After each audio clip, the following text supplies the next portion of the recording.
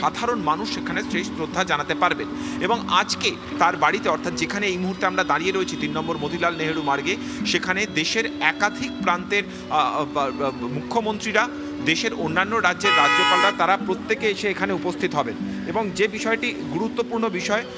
বিষয়টি এক্ষেত্রে গুরুত্বপূর্ণ বিষয় তা হচ্ছে যে কিভাবে এই পুরো পরিকল্পনাটিকে সাজানো হচ্ছে সেই বিষয়ের উপরে আমাদের নজর থাকবে।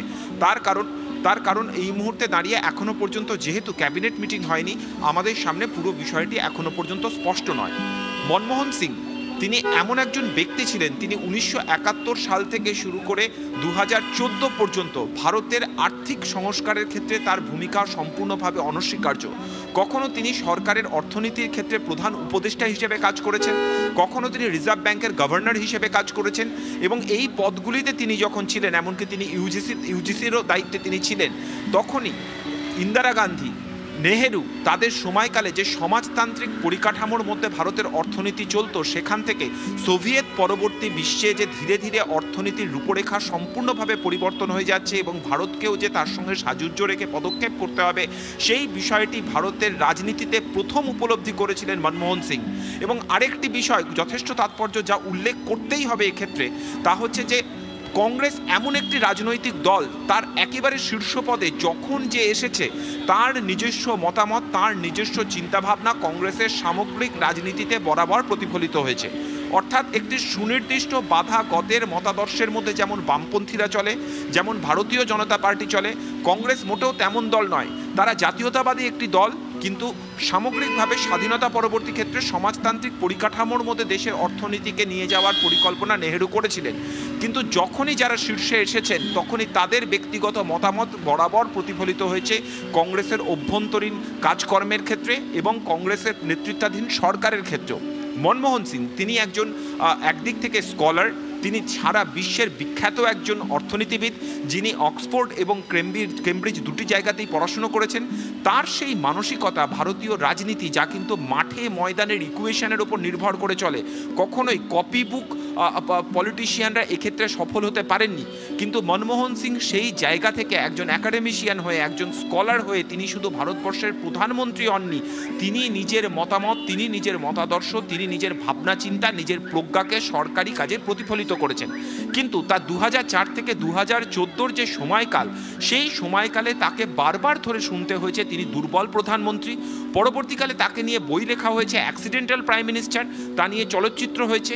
কিন্তু যে কথা তিনি খুব স্পষ্টভাবে জানিয়েছেন 2013 সালে একটি সাংবাদিক বৈঠকে, 2014 সালে লোকসভা নির্বাচনের ঠিক প্রাক্কালে, কার্যত সেটাই প্রধানমন্ত্রী হিসেবে তার শেষ সাংবাদিক বৈঠক, তিনি জানিয়েছিলেন, আমি আশা করব history will be kinder to me, ইতিহাস তার প্রতি সদয় হবে, তার প্রতি দেশের সেই তৎকালীন সময়ের সংবাদ মাধ্যম, তৎকালীন সময়ের বিরোধী দল তার কাজ বুঝতে পারেনি, এটা তিনি তার বক্তব্যে জানিয়ে গিয়েছিলেন। অর্থাৎ কিছুটা অভিমান তার ছিলই, কিন্তু ইতিহাস তার প্রতি সদয় হবে এটা তিনি আশা করেছিলেন। আজ যখন স্বয়ং প্রধানমন্ত্রী নরেন্দ্র মোদী, একেবারে তাবর বিরোধীরা, তারাও স্বীকার করছেন যে ভারতের অর্থনীতিকে বিশ্বের দরবারে ঘুরে দাঁড় করাতে, বিশ্বের দরবারে ভারতের বিদেশ নীতিকে ঘুরে দাঁড় করাতে মূল ভূমিকা পালন করেছেন। এই বিষয়টা নিয়ে আর আমরা বারংবার গতকাল থেকে এই কথাটাই বলছি যে ভারতের অর্থনীতিতে তার ভূমিকা অনস্বীকার্য। এই মুহূর্তে দাঁড়িয়ে বিভিন্ন মহল থেকে বিশিষ্ট জনদের প্রতিক্রিয়া আসছে, আমরা শুনবো কে কি বলছেন। नहीं रहे, बहुत तकलीफ हुआ हमको, काफ़ी तकलीफ हुआ, बहुत बड़ी कमी आएगी। उनको इकोनॉमिस्ट के रूप में दुनिया में जाने जाते थे, आज देश में जब ज़रूरत है ऐसे लोगों को, उसकी कमी हुई हो गई बहुत भयंकर। Dr. Manmohan Singh was inherently a good man, gentle, bright, brilliant, kind. And if you see accidental Prime Minister now, you will discover that I could, to some extent, imbibe all those qualities. मुझे अपनी ज़िंदगी के 3 या 4 किरदार चुनने हैं जो मुझे लगता है मैंने बड़े ट्रूथफुली किए हैं, तो उसमें से accidental prime minister will be one of them.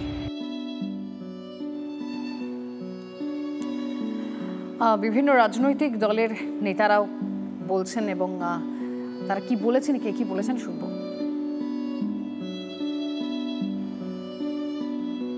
Manmohan Singh এর অধীনে কখনো মন্ত্রী ছিলাম, তার প্রতি আর আমার শ্রদ্ধা, ভালোবাসা, কৃতজ্ঞতা কি করে ব্যক্ত করবো জানা নেই। কিন্তু আমি খুব আজকে একদম শকজনক দুঃখ পাচ্ছি, খুব মানসিকভাবে আজকে আমি দুর্বল হয়ে পড়ছি। এত ভালো মানুষ, এত সজ্জন, এত মানে ভদ্র, জ্ঞানী, পণ্ডিত, নিরহংকারী, এবং এই ব্যক্তিটিকে আমরা দেখতাম একটা পলিটিক্যাল সেন্ট হিসেবে, একটা রাজনৈতিক সাধু হিসাবে, যিনি দেশ দশের জন্য ভেবে গেছেন।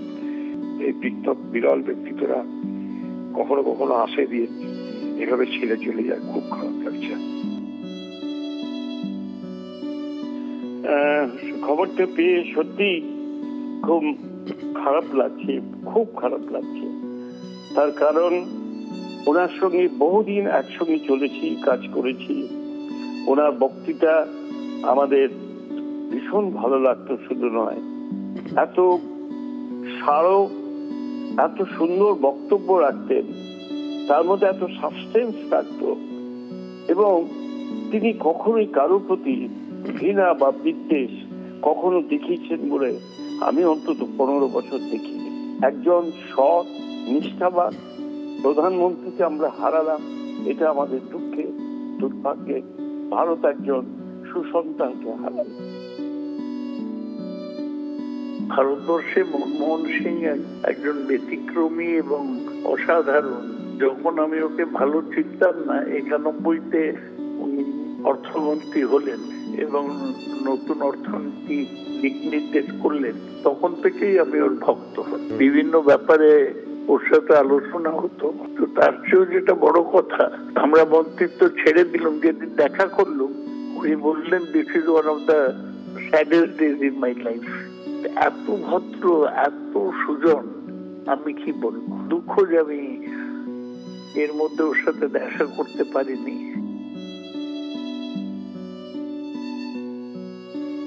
মনমোহন সিং প্রধানমন্ত্রী প্রয়াত হয়েছেন, এটা গভীর শোকের ব্যাপার, গভীর দুঃখের ব্যাপার। ভারত একজন সুসন্তানকে হারালো, একজন বিবেচক, বিদ্বান, গবেষক, সারা দেশে তো বটেই, অর্থনীতির মহলে গোটা দুনিয়ায় যিনি বন্দিত হয়েছেন। নিজের মতন করে যেভাবে বুঝেছেন, তার দল এবং সবাইকে সঙ্গে নিয়ে এগোবার চেষ্টা করেছেন। তিনি অর্থমন্ত্রী ছিলেন, তিনি প্ল্যানিং কমিশনের চেয়ারম্যান ছিলেন, তিনি প্রধানমন্ত্রী হয়েছেন, কোনো সন্দেহ নেই। এবং প্রত্যেকটি শব্দ মেপে বলতেন, বেশি কথা বলতেন না, কিন্তু গভীর অর্থবহ কথা বলতেন, শিখবার মতো, এটি কোনো সন্দেহ নেই।